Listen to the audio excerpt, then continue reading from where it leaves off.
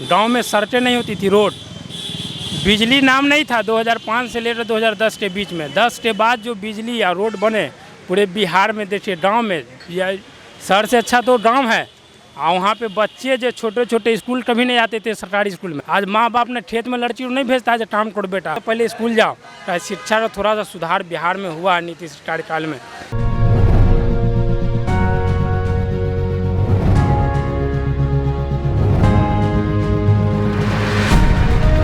हर प्रदेश की एक सांस्कृतिक विरासत होती है। आप अगर देखिएगा तो सांस्कृतिक धरोहर में एक विरासत आती है, वह है खाद्य संस्कृति। हर प्रदेश की एक खाद्य संस्कृति होती है और उसी को हम यह भी कह सकते हैं कि वो रिप्रेजेंटेशन होता है सोसाइटी का उस स्टेट के। बिहार में हैं हम और बिहार में खाद्य संस्कृति में एक बहुत फेमस और बहुत अहम एक स्वादिष्ट पदार्थ होता है जिसका नाम है लिट्टी चोखा। मैं यह तो नहीं कह रहा हूँ कि हर प्रदेश की जो खाद्य संस्कृति है उसकी धरोहर बदलती रहती है, लेकिन लिट्टी चोखा का जो मिजाज है, जो पुराना मिजाज था, उसने अब व्यावसायिक रूप लिया। पहले इस खाद्य को जब भी कोई त्यौहार हो रहा है तो उसको सेलिब्रेट करने में मनाया जाता था। आज उस लिट्टी चोखा ने मार्केटाइजेशन में एक जगह बनाई है और वह मार्केट में आया है। मार्केट में उसका एक दाम है, लेकिन उसी के साथ उसका एक स्वाद भी। 2 मिनट के लिए मैं आपको उनसे मिलाऊंगा जो इस व्यवसाय में जुड़े हैं, जो इस व्यवसाय पर अपनी आवाजाही का चलाते हैं। आप मुझे ये बताइए कि आप कब से इस व्यवसाय में हैं? बोले 10 साल से ऊपर है हम यहाँ पे। यह व्यवसाय सेट करने का क्या रीज़न है? आप क्यों इस व्यवसाय में आए हैं? जी सर, कुछ काम धंधा नहीं चला तो इसमें हम लोग उतर गए बिजनेस लाइन में। इसमें बिजनेस कर रहे हैं। कितना कमाते हैं? जी सर बताइए सर। यहाँ हम करीबन 400 से 500 रुपये डेली के कमा लेते हैं। 400 से 500 कमा लेते हैं। क्या प्रक्रिया होती है, कैसे बनता है ये शुद्ध चने का सत्तू है इसमें, और आटा से साना हुआ उसमें भर के लिट्टी बनाता है। और ये बिहार का बहुत ही शुद्ध पदार्थ है खाने का, कोई इसमें केमिकल बाहर का चीज़ नहीं है। तो आप पहले आटे की गोंद बनाएंगे, आटे को पहले शाम के गीला करके उसको सत्तू भर के उसमें, और ये आग पे, कोयले के आग पे सेका जाता है। जी, फिर इसको आप इसमें अब हम शुद्ध घी में मिला के और चोखे के साथ और सलाद। चोखा दिखाएंगे मुझे आप कैसे होता है? चोखा ये आलू बैगन टमाटर का चोखा है। ओके जी, और बैगन टमाटर का चोखा है, और इसमें देखिए सरसों बादाम पोस्तदाना का चटनी है और प्लस सलाद है, और ये धनिया का चटनी है, और ये फ्राई मिर्च है। इन सारे सवालों से और एक जुड़ा हुआ सवाल, अभी इलेक्शन का दौर चल रहा है, आपके यहाँ पे बहुत सारे लोग आते हैं, क्या लग रहा है आपको, कौन चुन के आएगा? इसमें तो फिर से हमारे नीतीश जी आने वाले हैं, क्योंकि उनसे अच्छा कोई सरकार है नहीं, कोई ऐसा व्यक्ति है नहीं जो दूसरे को बुलाया जाए। अभी जितना भी 15 साल से राज कर रहे हैं बहुत अच्छा ही काम किए हैं। हम लोग को गांव में भी देखा जाए तो बहुत अच्छा काम किए हैं। और सब आपको इस व्यवसाय में उभारने के लिए कोई लोन वगैरह मिला है सरकार की तरफ से? जी, हमारे ये है लोन है हम लोग का। इस बार जो लॉकडाउन हुआ है इसी की वजह से हमारा जो नगर निगम का है वो हमको 10,000 रुपये के लोन पास करवा दिया। अभी मिला नहीं है, लेकिन मिल जाएंगे 1 से 2 दिन में। 10,000 का लोन पास हुआ है, मिला नहीं लेकिन मिल जाएगा, ऐसा कह रहे हैं। जी जी, ठीक है, थैंक यू। पीएम स्वनिधि के योजना के तहत, पीएम स्वनिधि योजना के तहत, पीएम स्वनिधि योजना के तहत। हाँ।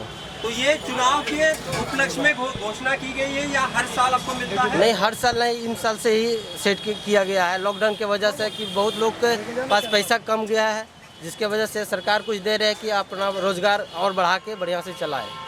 जी, ओके, थैंक यू। जिस चोखे की, लिट्टी चोखे की मैं बात कर रहा था, उसी का स्वाद लेते हुए कुछ नौजवान हैं। इनसे जानेंगे बिहार की अभी चुनावी मूड का, और इनका जो चुनाव पर उनका मत क्या है, इसी पर हम इनसे बात करेंगे। मैं दानापुर उसरी का रहने वाला हूं, और चुनाव में इस बार कुछ समझ में नहीं आ रहा है कि किसको वोट करें, क्योंकि मेरा ही बता रहे हैं, क्योंकि विकास के नाम पर अब कुछ बिहार में रहा नहीं, और नौजवानों को कोई रोज़गार नहीं है।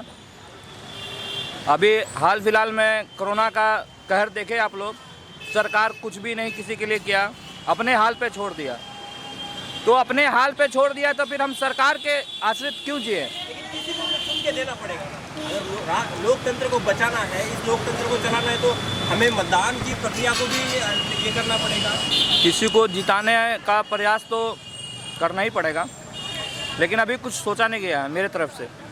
क्या नाम हुआ आपका? आकर्ष नाम है मेरा। राकेश। आकर्ष। आकर्ष। हाँ जी। आकर्ष, मुझे बताइए कि बिहार चुनाव की बात हो रही है। लोगों से बात करते समय यह हुआ कि 15 साल में कुछ लोग कह रहे हैं कि विकास हुआ, कुछ लोग कह रहे हैं नहीं विकास हुआ। मैं दिल्ली से आता हूँ तो मुझे यह वहाँ से दिखने वाला जो चित्र है थोड़ा अलग नज़र है। तो आपका क्या नज़रिया है बिहार के पॉलिटिक्स पे? क्या आपको लगता है इस पूरे 15 साल के नीतीश के कार्यकाल पर, और अभी आगे का जो सफ़र है वो कैसे होगा बिहार का? सबसे बड़ी बात क्या है ना, एक चीज़ समझने वाली बात है, आपने जितने लोगों से बात करी होगी, ठीक है, सारे लोग बहुत बेसिक चीज़ों के बारे में बात करते हैं। जो लोग विकास की बात करेंगे वो बात करेंगे कि यहाँ पे सड़कें बनी है ना, या तो बोलेंगे थोड़ा हॉस्पिटल है। You go and check the reality. किसी भी आप हॉस्पिटल में चले जाओ, किसी भी शहर के गली में चले जाओ, उस जिस लॉजिकल हिसाब से आप ऊपर की बातें कहते हैं कि रोड बना, अभी पीछे आप रोड में चलोगे जो अभी तक कंस्ट्रक्शन चल रहा है 5 साल से। तो इवन मैं तो ये बोलूँगा कि रोड बनना या health care, these are the basic necessity जो हमेशा हर जगह होनी चाहिए। 15 साल में अगर किसी गवर्नमेंट ने रोड बनवाया तो कोई बड़ा काम नहीं किया है, वो तो लॉजिकल है ना, हर इंसान बनवाएगा। लेकिन जो सबसे रूट चीज़ है जो बिहार की, आई बीइंग अ यूथ, ठीक है, मैंने यहाँ से 12th की पढ़ाई करी, फिर मैं यहाँ से चला गया, मेरे को पता है कि यहाँ पे कोई अपॉर्चुनिटीज़ नहीं है। जो जस्ट नेम अ कॉलेज, सेंट्रल गवर्नमेंट के कॉलेज के अलावा एक एजुकेशन इंस्टीट्यूट बताऊँ, कुछ ना कुछ तो होना चाहिए। एग्जैक्टली, दैट्स माय पॉइंट ना। एक ऑप्शन नहीं है सेंट्रल गवर्नमेंट के। आप कॉलेजेस के बाद अगर हटा दो, IITs NITs हटा दो, उसके अलावा आप एक कॉलेज बता दो जहाँ बाहर से लोग यहाँ पढ़ने आते हैं, एक सिंगल कॉलेज बता दो, एक ऐसा हेल्थ केयर का इंस्टीट्यूशन बता दो, हेल्थ केयर बता दो जहाँ पे लोग कहते हैं नहीं बिहार में इस जगह पे हमें जाना चाहिए। तो ये बहुत ही बेसिक बात है, इस पर कोई बात ही नहीं करना चाहता है। आप सरकारी स्कूल, बिहार के किसी भी सरकारी स्कूल में चले जाओ, वहाँ के जो टीचर्स हैं आधे तो सेटिंग पे रहते हैं, उन्हें खुद कुछ नहीं आता है।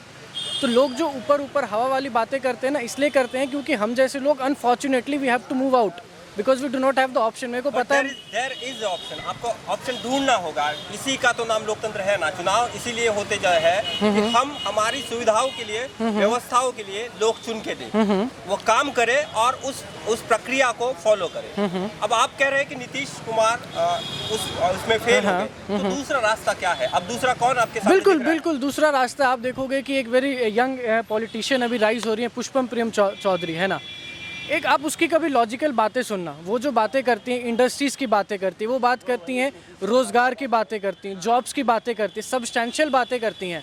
अभी आप सुशील मोदी का कोई इंटरव्यू देख लो, वो क्या बोलेंगे, 15 साल में पिछले, he still bashing the last 15 years जो कि लालू का राज था, है ना। तो वो लॉजिकल नहीं ना। आपने 15 साल के, आपको 15 साल पे वोट मांगना चाहिए। आप मेरे जैसे किसी भी इंसान से जो कि बिहार का है लेकिन वो बिहार में नहीं है, उससे आके पूछो, वो आपको सच्चाई बताएगा यहाँ पे क्या है। मैंने जैसा बोला ना, एक सिंगल इंस्टीट्यूशन नहीं है, हज़ारों लोग, लाखों लोग यहाँ से कोटा जाते हैं। चुन के आएगा?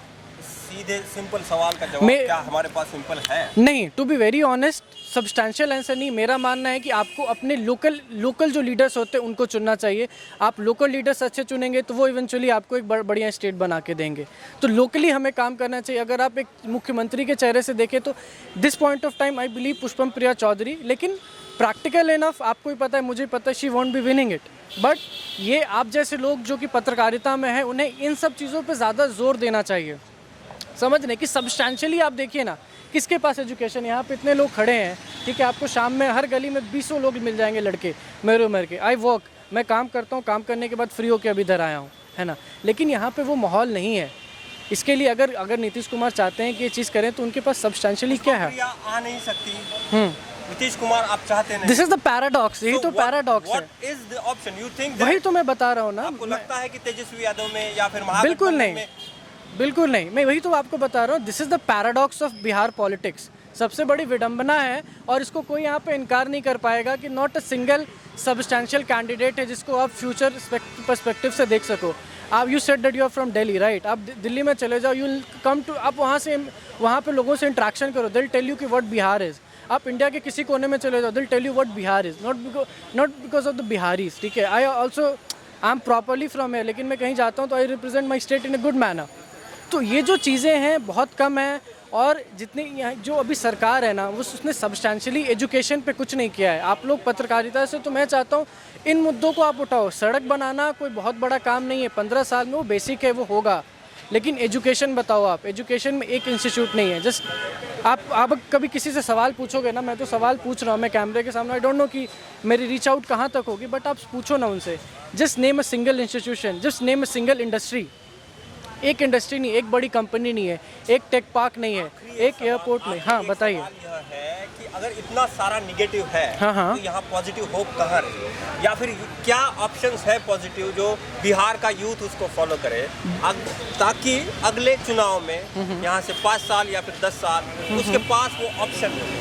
इतनी सारी बातें कहने के बाद कोई ना कोई वे आउट निकालना, ये भी लोकतंत्र में आप नागरिक के पर जिम्मेदारी। एग्जैक्टली, इसके लिए युद्ध से ज़्यादा, युद्ध के साथ साथ आप जो पत्रकार लोग हैं, ठीक है, आप जो रिपोर्टर्स हैं, जर्नलिस्ट हैं, नहीं telling, that's what I am telling. Exactly, वही मैं आपको बता रहा हूँ कि आप लोगों का और हमारा एक साथ बहुत बड़ा रोल है। क्योंकि आप लोग जब तक उस चीज़ों को नहीं पहुंचाएंगे, उस मतलब अगर मैं आज ये बोल रहा हूँ 4 लोगों को अच्छा लगेगा, तो वो ये चीज़ समझेंगे कि क्यों पुष्पम प्रिया चौधरी अच्छी है, क्यों ऐसे नेता अच्छे हैं जो कि एक एजुकेशनल बैकग्राउंड से आते हैं। समझ रहे हैं आप? तो एजुकेशनल बैकग्राउंड से आने वाले भी नेता बहुत। अब अगर मैं ये कहूँ कि यशवंत सिन्हा के जो सुपुत्र है, उन्होंने एक जो बलात्कारी थे उनको हक किया था जेल से छूटने के बाद, क्या उनके पास एजुकेशन की कमी है? तो मैं भी इसको बैरियर्स नहीं मानता, और इंडियन कॉन्टेक्स्ट में तो बिल्कुल नहीं मानता। वो अलग चीज़ हुई। बिहार के कॉन्टेक्स्ट में वे आउट क्या होगा? मैं बताया तो बिहार के अभी मेरा मानना है कि हर इंसान को अपने लोकल लीडर्स को चुनना चाहिए। अभी मैं सोचूं कि 5 साल में बिल्कुल बहुत ही बड़ा चेंज आ जाएगा, दैट्स नॉट पॉसिबल। अभी हमें लोकल लीडर्स को चुनना चाहिए 5 साल तक, ठीक है। उसके बाद फिर हम देखेंगे कि क्या पुष्पम प्रिया चौधरी एक हमारा ऑल्टरनेटिव हो सकती है। ऑल्टरनेटिव पॉलिटिक्स इज समथिंग जो कि रिक्वायरमेंट है अभी यहाँ की, और कोई इसको डिनाई नहीं कर सकता है, ठीक है। तो ये मेरा मानना है। और मैं क्या, जो भी आप किसी युद्ध से लॉजिकल इंसान से बात करेंगे, वो आपको ये चीज़ बताएगा कोई यहाँ से क्यों बाहर जा रहा है। सुशील कुमार मोदी का मैंने एक ललन टॉप का इंटरव्यू देखा था, ही वॉज लाइक कि लोग खुशी से बाहर जाते हैं, कोई खुशी से बाहर नहीं जाता है, कोई खुशी से बाहर नहीं जाता है। अगर मेरे को यहाँ पे जॉब्स मिलेंगी, मैं क्यों नहीं रहूँगा अपने मॉम डैड के साथ, लेकिन मैं नहीं रह सकता। मेरे को पता है मेरी कैपेबिलिटीज़ के अनुसार मेरे को यहाँ पे अपॉर्चुनिटीज़ नहीं है, एक सिंगल टेक पार्क नहीं है, एक एजुकेशनल इंस्टीट्यूशन नहीं है। वैसे बहुत अच्छा काम कर रहे हैं आप। चलिए, थैंक यू जी। क्या नाम है आपका? श्रवण कुमार। श्रवण कुमार जी। सर, इलेक्शन में कौन जीतेगा, ऐसा क्या लगता है आपको? एनडीए की सरकार बन रही है। नीतीश सरकार बन रही है। हाँ। कितना काम किया है, क्या हुआ है, बता सकते हैं आप? बिहार में सबसे पहले तो उन्होंने जो सरकारी स्कूल में लड़का लड़की पढ़ने के लिए नहीं जाता था, गांव में बिजलियां नहीं होती थी, गांव में सड़कें नहीं होती थी, रोड, बिजली नाम नहीं था 2005 से लेकर 2010 के बीच में। 10 के बाद जो बिजली या रोड बने पूरे बिहार में, देखिए गांव में शहर से अच्छा तो गांव है। और वहाँ पे बच्चे जो छोटे छोटे स्कूल कभी नहीं आते थे सरकारी स्कूल में, लेकिन नीतीश कुमार ने पौषाक योजना, छात्रवृत्ति योजना, और जो बच्चे जो मिलते हैं साइकिल योजना, उसमें बच्चे पढ़ने स्टार्ट किया। उससे ज़्यादा लड़कियां घर से बाहर पढ़ने के लिए जाती हैं। आज माँ बाप ने खेत में लड़की को नहीं भेजता है जो काम करो बेटा, ये क्या कहते हैं इसको, खेत काटो, गेहूँ मटर काटो, लेकिन सबसे पहले स्कूल जाओ। शिक्षा का थोड़ा सा सुधार बिहार में हुआ है नीतीश कार्यकाल में, ये सबसे बड़ी चीज़ है। इसलिए नीतीश कुमार जी अच्छा काम किया, उन्हीं को आना चाहिए दोबारा। चुनाव में हमेशा 3 घटनाएं और 3 वर्ग डिस्कस होते हैं, एकदम निचले तबके का, मध्यम वर्ग और अमीर तबका। रिप्रेजेंटेशन की बात करें तो मैं इससे एग्री नहीं करता हूँ, क्योंकि डेमोक्रेसी में हर वोट का एक ही वैल्यू होता है। लेकिन फिर भी जब हम ग्राउंड पे आते हैं तो हर किसी का मत जानना भी इम्पोर्टेंट होता है। सर, आपका नाम क्या हुआ? हमारा नाम हुआ सुरजीत सिंह बग्गा। सुरजीत सिंह जी जुड़ रहे हैं, उनसे जानेंगे चुनाव के बारे में उनका क्या मत है, पिछले 15 सालों में क्या विकास हुआ है, उनको क्या लगता है। जी सर, जब 15 सालों का विकास की बात हुई है, सुशासन बाबू की बात हुई है, क्या लगता है आपको? देखिए, ये 15 साल में तो बहुत काम भी हुआ है, ऐसा नहीं ये काम नहीं हुआ है। बिहार में डेवलपमेंट का काम हुआ, सब काम हुआ है, दिखने को लोग देख ही रहे हैं। और उसी के माध्यम से नीतीश जी को वोट भी मिला था। और इसके पहले हमारे थे आरजेडी महासचिव थे जो आपके लालू प्रसाद यादव जी थे, उन्होंने भी 15 वर्ष तक राज किया था देखने जो। तो सबसे बड़ी बात क्या है कि उनका 15 साल है, इनका 15 साल, दोनों में समझिए कि अलग अलग भावना है देखने जो। और अभी जो चुनाव जो हो रहा है बिहार में, चाहता हूँ आपको इंटरप्ट करने के लिए। अच्छा। 2 साल पहले 3 साल पहले उसी गठबंधन को हाँ। बिहार की जनता ने चुन के दिया था, चुन के जहाँ दिया था, बिल्कुल। लालू प्रसाद यादव और नीतीश कुमार एक मंच पर बैठे उस थे। पर एक नागरिक के तौर पर आप कैसे देखते हैं, एक नागरिक के तौर पर? नहीं, देखिए सबसे बड़ी बात तो दोनों गठबंधन जो चल रहा था, गठबंधन चलने के बाद जो है ना बहुत अच्छा चल रहा था। कुछ ऐसा कुछ मैंने परेशानी आई जो है लालू जी के मैंने परिवार को लेके थोड़ा सा उस पर उन्होंने थोड़ा सा मैंने सरकार जो थी जो है उन्होंने कहा कि थोड़ा अपने मिसअंडरस्टैंडिंग को लेके थोड़ा सा आप ये कीजिए देखने दो, तो वो इसी तरह मिसअंडरस्टैंडिंग में ज़रा भेदभाव की वजह से आपका थोड़ा। क्या नाम है? मेरा नाम इंद्रजीत कौर है। इंद्रजीत जी, महिलाओं के क्या मुद्दे दिख रहे हैं आपको चुनाव में?